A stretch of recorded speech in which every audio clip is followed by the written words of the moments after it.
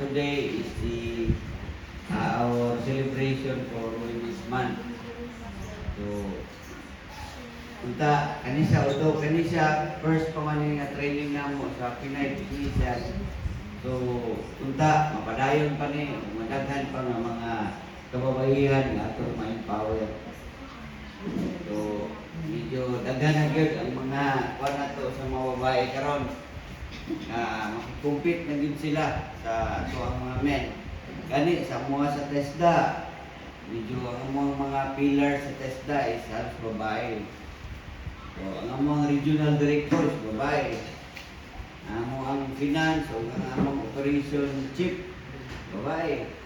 So, daghan mga provincial directors and administrators na mga babae po. So, sa mga sa TESDA, equal siya. So, in terms of number.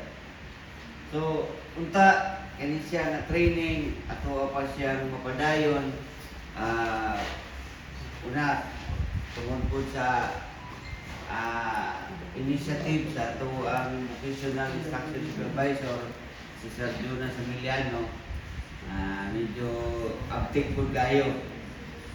So, karon sa ato ang graduation ba ni siya o culmination. So, culmination sa ato ang training. So,